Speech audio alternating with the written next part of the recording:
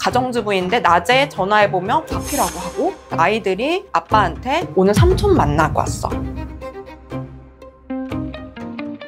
안녕하세요. 저는 법무법인 테헤란에 이혼하러 가는 길, 길인영 변호사라고 합니다. 오늘은 많은 그 이혼 사유 중에 하나인 외도 관련된 부분을 조금 말씀드리려고 하는데요. 사실 뭐 민법상으로도 우리 부정행위 부분은 1번 사유로 정해져 있을 만큼 흔하고 가장 심각한 이혼 사유 중에 하나거든요. 남편의 외도하고 아내의 외도가 좀 다른 양상이기도 해요. 아내분들의 외도가 어떻게 발견이 되는지, 남편분들이 보기에 정황이나 아내의 좀 특별한 행동이 보였을 때 외도 사실이 인정될 가능성이 좀 높은지, 뭐 이런 부분에 대해서 좀 설명을 드리도록 하겠습니다.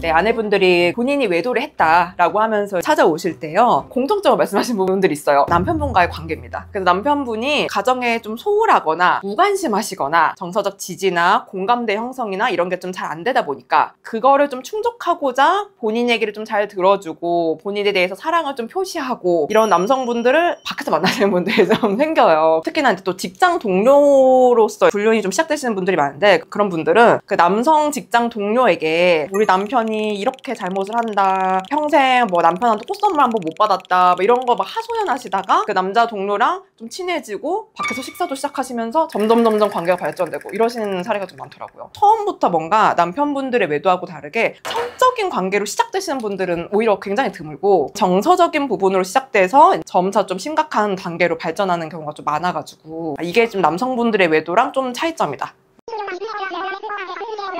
둘이 주고받은 뭐 카톡 대화 메신저나 통화 내용에 따라 좀 다르긴 하지만, 법원에서는 부정행위 외도가 반드시 성적인 관계가 딱 있어야지만 외도다, 아니면 그건 외도 아니에요, 이렇게 하지는 않기 때문에 그 내용을 좀 봐야 됩니다.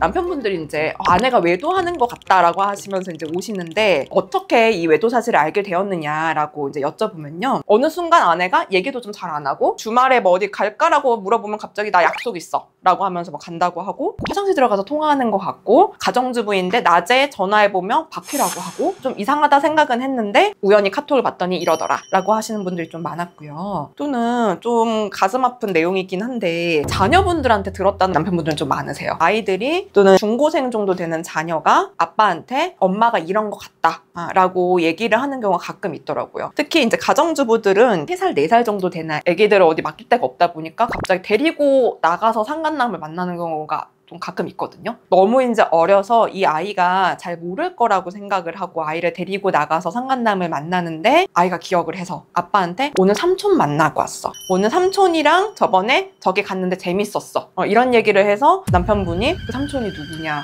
언제 나갔냐, 3살, 4살짜리 아이의 말을 통해서 알게 되는 경우도 좀 있어요. 그러니까 아빠가 상간녀를 만날 때 아기를 데리고 나가는 경우는 잘 없는데, 가정주부인 엄마가 아기 좀 맡길 데도 없고 뭐 설마 뭐 문제 있겠어 하고 데리고 나갔다가 그렇게 아빠가 알게 되는 경우는 가끔 있었어요.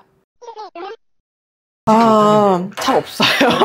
생각보다. 그리고 제가 봤을 때는 남편분들보다 아내분들이 조금 더 친밀하신 것 같아요. 아내분들은 자료를 잘 남기지 않는데 남편분들은 증거 자료가 잘 잡혀요. 저희 이제 상담을 할 때도 아내분들이 남편이 바람피는 것 같다, 내가 미리 한번 좀 상담을 받아봐야겠다 라고 뭔가 감을 가지고 오시는 경우가 남편보다 아내가 훨씬 많습니다. 아내분들이 감지를 더 잘하시는 것 같아요. 네, 대부분 알아요.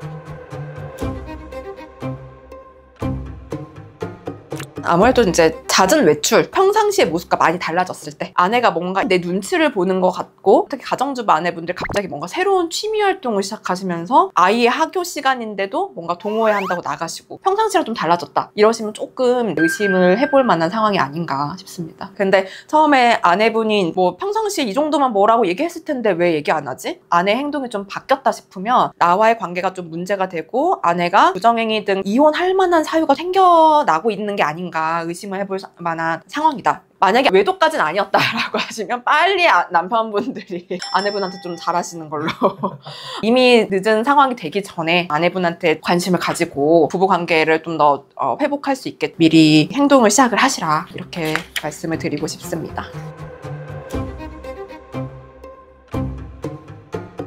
남편분들은 그런 거 조심하셔야 돼요. 화가 나서 뭐 상간남을 찾아가서 폭행을 하시거나 아내를 폭행하시거나 그런 경우가 가끔 있어요. 물론 이제 외도 사실이 발각돼서 굉장히 일회적으로 홧김에 폭력을 행사했을 때 법원이 뭐 그런 앞뒤 폭력의 그 전후 사정을 좀 참작해 주시는 경우는 있고, 또 저희 법인 사례에서 남편은 아내분을 외도를 주장, 아내는 남편의 그 폭행을 주장했을 때 결국 더 중한 유책 배우자는 외도를 한 아내다 이렇게 판결받은 사례는 있긴 한데, 그 폭행 때문에 소송 과정 내내 내가 유책 배우자가 되느냐 안 되느냐 가지고 되게 길게 다퉜거든요. 절대 폭행, 욕설, 폭언 찾아가가지고 뭐 회사를 뒤집는다든지 이런 것들은 좀 조심하시고, 합법적인 방법으로 뭐 소송을 제기해서 이제 한다든지 법적인 조치를 좀 준비를 하셔야지 홧김에 뭔가 행동하는 건 좀 조심하셔야 된다. 증거자료가 애매하다 싶으면 아내한테 바로 폭로해서 너 외도하고 있지 가만 안 둘 거야 라고 막 얘기하면서 막 난리 부르고 이렇게 하지 말고, 확보한 증거자료만 가지고 먼저 변호사 상담 한번 받아보시는 게 좋아요. 이 정도 증거자료면 법적인 상간남에 대한 손해배상 청구가 가능한지, 또는 이제 이 정도 증거자료면 충분한지, 뭐 인적사항이나 다른 증거자료를 좀 더 모아와야 되는지. 근데 이제 아내한테 뭐 이미 말해서 너 회사 찾아갈 거야, 상간남 가만 안 둘 거야 이렇게 얘기를 해버리면 이제 바로 조심하시거든요. 추가 증거를 더 확보하는 게 거의 이제 곤란해질 수도 있고, 이미 있는 거 싹 지워버릴 수도 있고 하니까 말하기 전에 충분한지, 뭐 증거 자료를 내가 뭘 더 확인해 봐야 되는지를 확인하고 뭐 아내한테 뭐 폭로를 하거나 이렇게 하시는 게 좋을 것 같아요. 남편분들 중에 믿었던 아내, 이제 외도로 고통을 받으시는 분들도 많이 있고, 주양육자가 아내분이다 보니까 아내가 외도를 했는데 상간남 소송을 해야 될지 아내랑 이혼해야 될지 엄청 많이 고민을 하세요. 일단 아내분의 외도가 확인이 됐다라고 하시면 일단 가지고 계신 증거 같은 걸 가지고 어떤 조치를 할지, 아내분과 혼인관계를 유지하더라도 상간남에 대한 소송만 하는 것도 가능은 하거든요. 그렇게 할 것인지를 좀 주저하지 마시고 변호사랑 좀 상담을 통해서 뭐 확인을 해보시는 걸로 권장을 드리고, 너무 자책을 하실 필요는 없습니다. 남편분이 정서적으로 지지를 안 해줘가지고 아내분들이 외도를 많이 한다 이렇게 말씀을 드리지만, 사실 안 그런 분들도 많이 계시거든요. 남편분이 가장으로서 너무 책임감 있게 성실하게 가정을 유지하려고 애썼는데 아내가 그렇게 외도하고 이런 사례도 너무 많기 때문에 본인은 자책하지 마시고, 내가 주장할 수 있는 권리와 유책 배우자인 아내한테는 어떤 것들을 얘기하고 요구할 수 있는지 확실하게 확인을 해보시는 걸. 이상으로 이혼하는 길의 기린영 변호사였습니다. 감사합니다.